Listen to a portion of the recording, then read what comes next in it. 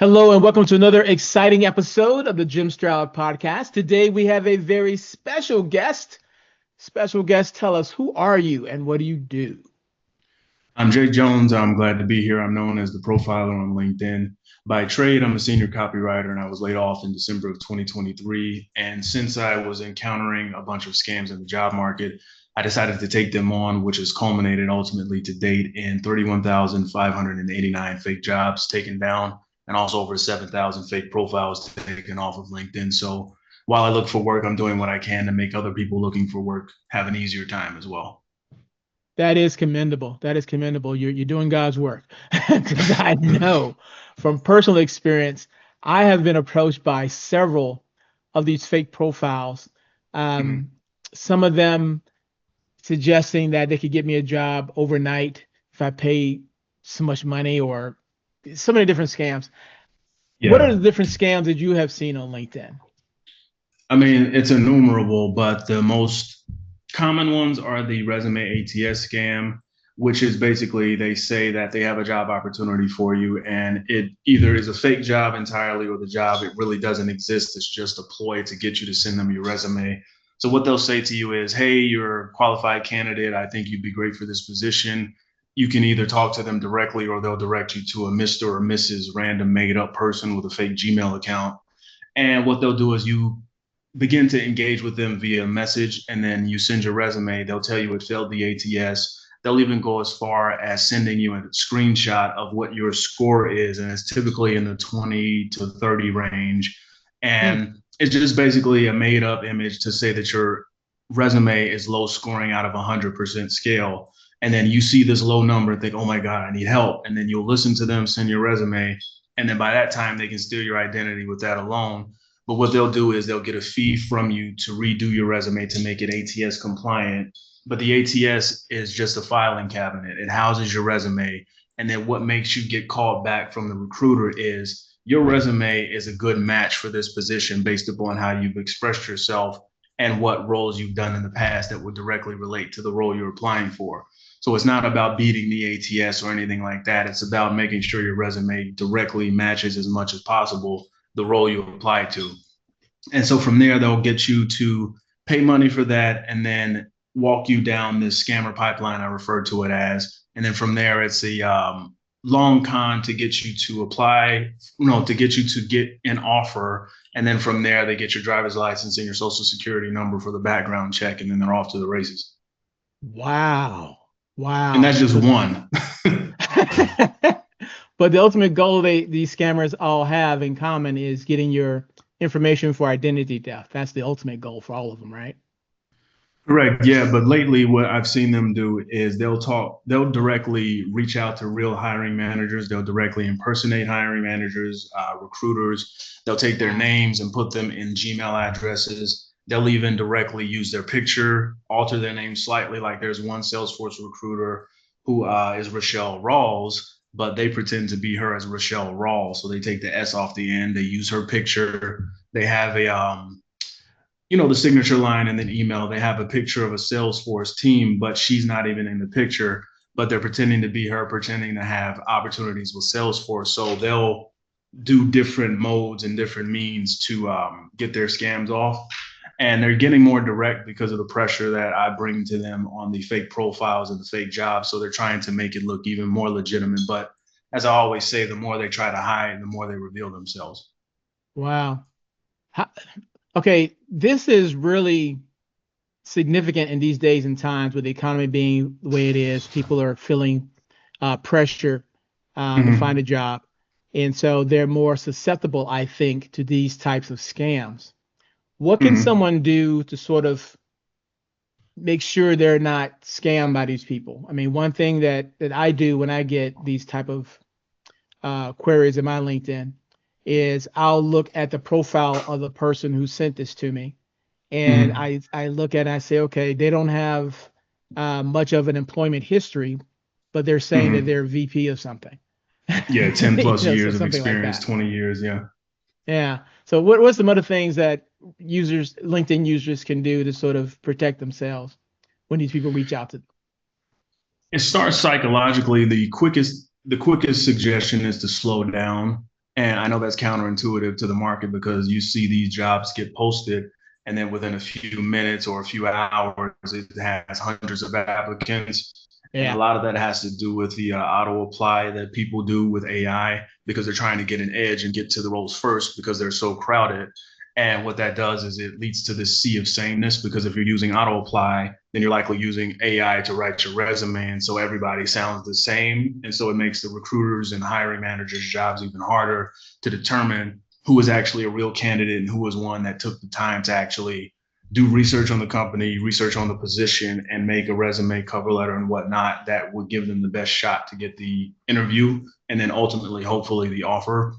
But slow down because when you're laid off, I call it layoff PTSD because a lot of times we shouldn't do this, but as people, when we work somewhere, we get our identity from that job. We get our purpose from doing that work. A lot of times we work years or decades to get into that field. And so when you're laid off, it's a big blow, especially if you were high performing, especially if you generated results. Like if you were an underperformer, if you were just skating by, there's a part of your mind that can kind of understand why they let you go. But if you just are doing everything, you're taking on additional projects, you're raising your hand anytime you can, and you're a great person to work with, then to be suddenly hit with a layoff is jarring.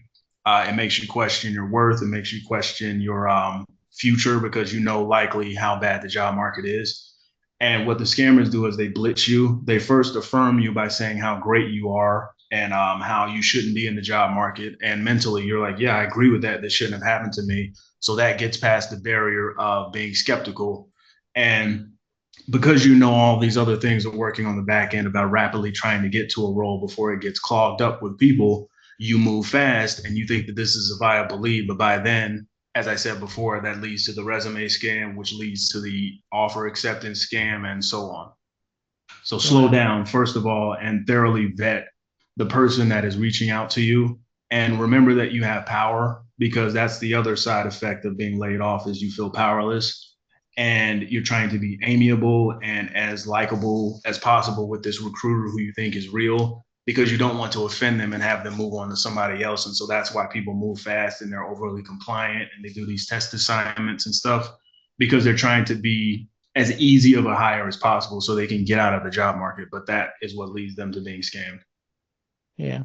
I think one way to, and this has worked for me, you let me know if it's worked for you, others in your network.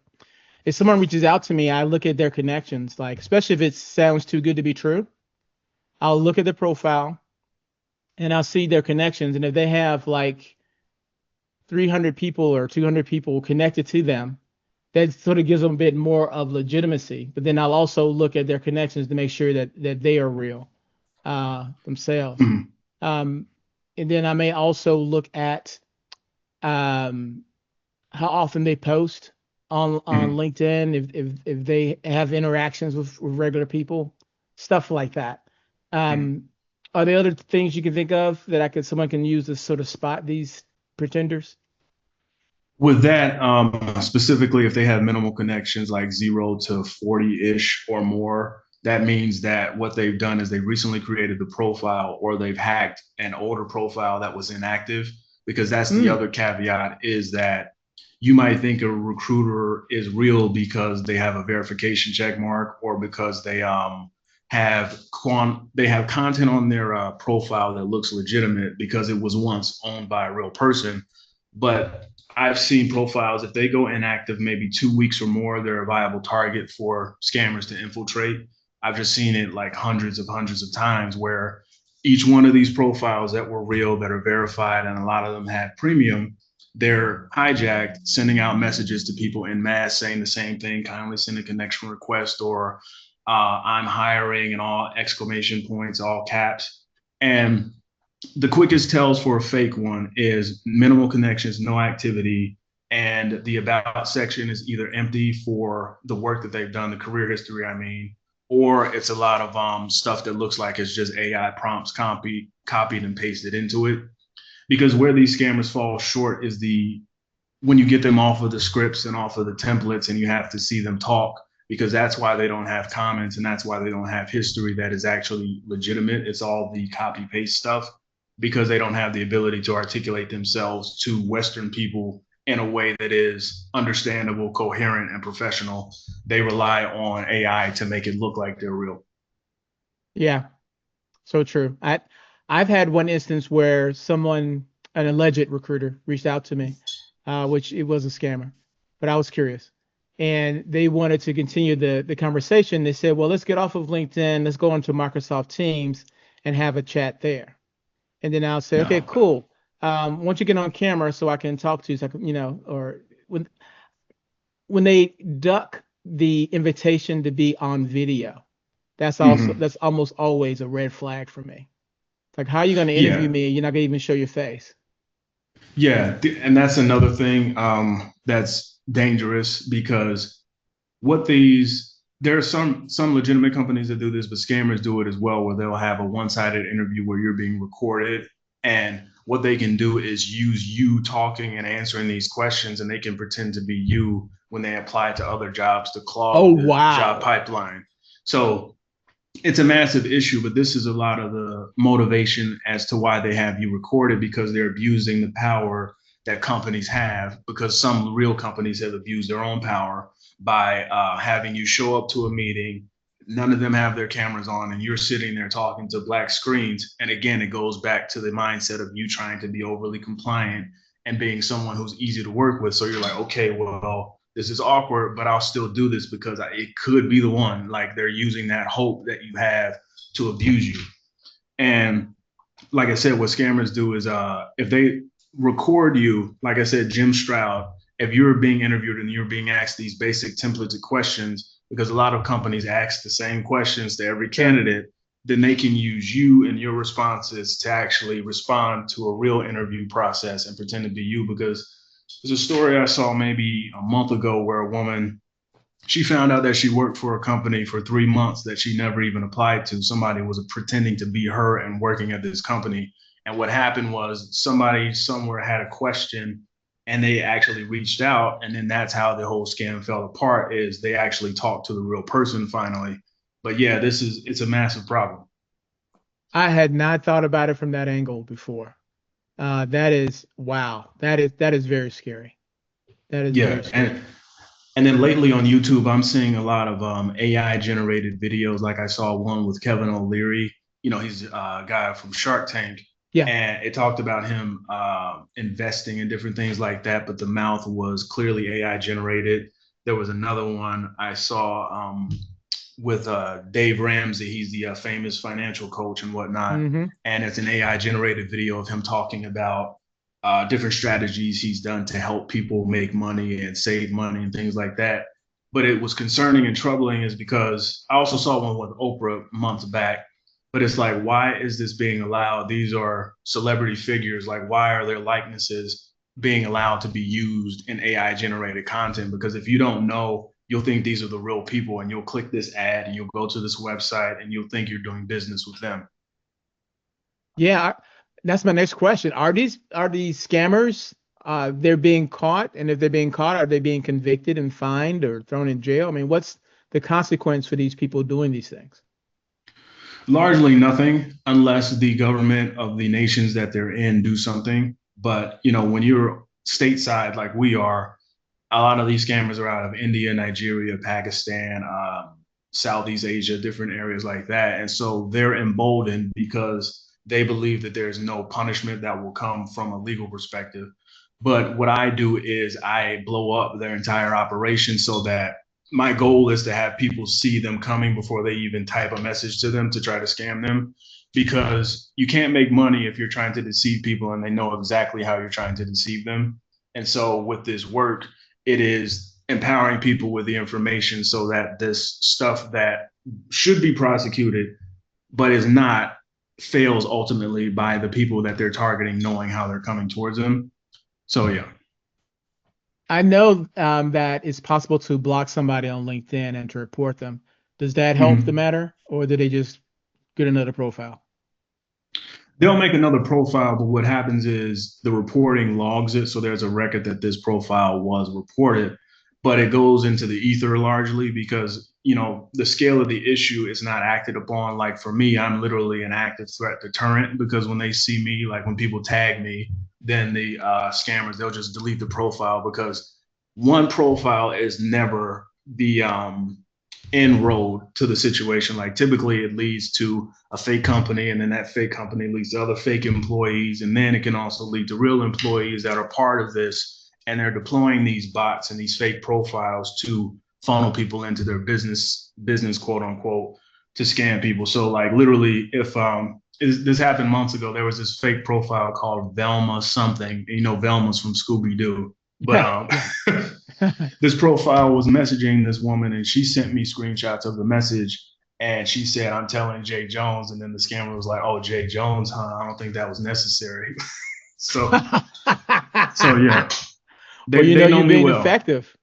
Yeah, You know you're they being know me well. effective. That's the case. Yeah. Now, I know that this is a really bad trend on LinkedIn. I have seen some companies post on their career sites that things like no one from our company will reach out to you from a Gmail account. It will come from Mm-hmm. a company email. So Mm-hmm. some companies are recognizing that they've been targeted by scammers to be leveraged in scams. What other things are you seeing that some companies are doing to help combat this beyond saying no one from our company is going to reach out to you from a Gmail account?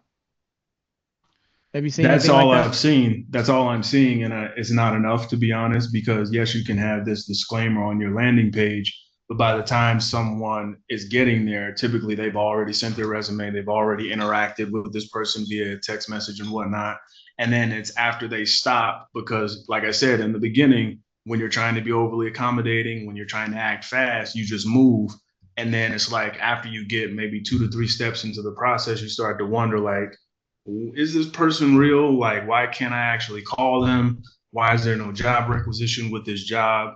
Why is it that this person has no connections? Why are they overly accommodating to me? Like, why is it moving so quickly? And then that's when you get out of the compliant part of your brain into the analytical slash shrewd part, and you start Hmm. doing research, and then you see like, oh, there is a fraud alert. Oh, it is comprised of this and this, and I see all of these things that parallel this fraud alert. But this needs to be an active thing that's ongoing constantly because they never stop. These scammers, they'll impersonate Lockheed Martin, Deloitte, Northrop Grumman, Robert Half, pretty much every major recruiting company, every major business they'll pretend to work for. And then they'll confuse the matter because they'll take a picture of somebody that works at one company, the name of someone that works at another. The email will be a reversal of somebody else's name who works at another company. So all of these things are multi-layered to try to deceive people. Wow. Do they stick with large companies because they feel like they won't get caught because the company is so large? That's part of it because the smaller companies, they typically have teams that are really like active and looking at what's going on.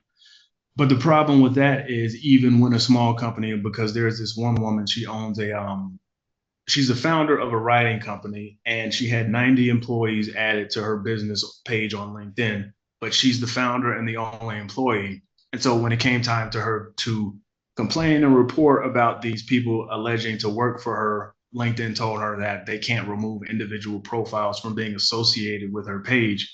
And she, as an admin, doesn't have the ability to delete or remove anybody who is claiming to work for her that does not. And I saw this, and then like the next morning I made a case. It was like 90 plus profiles. I used every link, and in LinkedIn's reporting system it says the only way you can list multiple URLs is if they're all affiliated with the same business or same something or other. And I'm like, well, yeah, they're all claiming to be part of this fake business, the same business. And so they came back and said they don't have the bandwidth to remove every profile. I think that speaks to how prevalent these scammers are on LinkedIn. Um, Yeah, but that it's just like when I read that, I had to do a double take. I'm like, you don't have the bandwidth. Like it's clear, like she's the owner. She's telling you they don't work for her. They're scamming people with resume writing services using her business's name, which is hurting her business's reputation. What do you mean you don't have the bandwidth? Like literally, it's yeah. like do the job, do your job. It's it's crazy. Um, I think one thing LinkedIn should do is some kind of way verify that people actually work for a company. I mean, I could add Oracle on my LinkedIn profile, and I don't know if anything would happen to me. Probably not. Just some how scammers are able to just create a profile. They should have it where you could people who put company names on a profile should be able to have some kind of verification check on it that said this person has been verified as have been working at this particular company. Do you think LinkedIn would actually do something like that? I think it would boost their credibility even more so, I would think.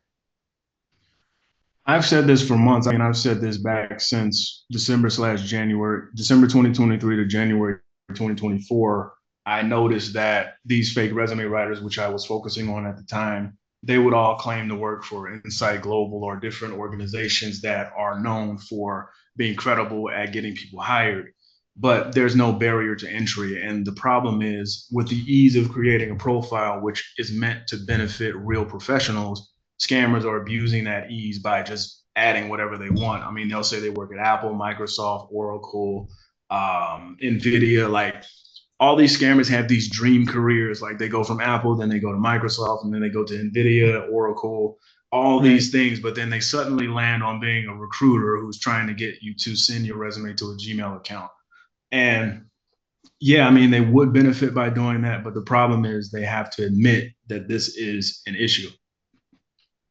Yeah, and that might hurt their it might hurt their income. Now, I understand you have something called a scam detection guide that people need to definitely check out. Talk to me about that. Yeah, correct. So I know that people needed to have a resource that is something centralized, so they can reference it when it comes to their job search because it's a lot coming at you, and at the rate that I go, it's a lot to sift through if you're just going through my posts and content. And so I created a guide, volume one now, where you can quickly access that. It's free in the featured section of my profile on LinkedIn. You can download that. I'm currently working on volume two that will have a fee attached to it, and it goes deeper into how the fake profiles are set up, how they actually work in multiple ways to scam you if the initial attempt doesn't work, and then even deeper into how profiles get hijacked, how companies can be complicit in this without knowing it, and then how you being a victim of a layoff can actually perpetuate your own scam by looking at it in a way. Let me start over. Yeah, yeah, we can do it again. Okay, I'll try it. 3, 2, 1. So I understand that you have a scam guide that people need to check out. Yeah, correct. I created a centralized resource. I call it Volume One because Volume Two is coming soon. But Volume One is free, and it's a guide where you can get from my feature section on my profile, and it'll help you quickly reference the different scams that are out there, so you can be safe while you look for your next role. Volume Two will have a fee attached to it. It delves deeper into fake profiles, the psychology behind scammers, and the ones they target, hijack profiles, and then exclusive lists of what I've collected over the year plus work of where these scammers pretend to work, where they pretend to have attended, and their methodology and their approach to scamming people. So it is a valuable resource, and I'm looking forward to getting it out soon. Very, very cool. To make it easier, I'm going to leave a link in the podcast description. So if you're listening to this podcast, just go to the podcast description. There'll be a link there where you can check it out and download it. Wow, this is fascinating. I think we could go on this for hours, but we have limited time. If somebody Yeah, want to yeah. get in contact with you to get more information, especially if they want someone like you to come speak to their organization, I know you do a lot of public speaking on this Correct. topic. Yeah. How can they find you online? Yeah, so my email is mrjones at jonesdoyoukopy.com. On LinkedIn, it's linkedin.com/in/jonesdoyoukopy. I speak to different organizations and teams to help them work on knowing what to do when it comes to scam prevention and knowing how to protect their employees and their brands from being misappropriated or misused in people's scams. Particularly, this affects universities because when it comes to new graduates, they're the ones most targeted because they have no idea what's in this job market. The next most targeted group are the elderly because they don't have, a Mm, lot of them aren't tech savvy. A lot of them just don't know what's going on. And then the next group of people that are most targeted are the ones that have been in different organizations for an extended amount of time, 10 plus, 20 plus years, and then they're suddenly laid off. And so the job market they know is not the job market that is what we know, which is rife with scamming. And so what I do is I give people the information to be safer in their job search and get them to real opportunities faster. Wow. Well, everyone who's listening, do yourself a favor, have this guy come out and speak. He can share even more than what he shared here. Jay Jones, thank you so much for being on the Jim Stroud podcast. You are appreciated, sir. Thank you for having me. I appreciate it.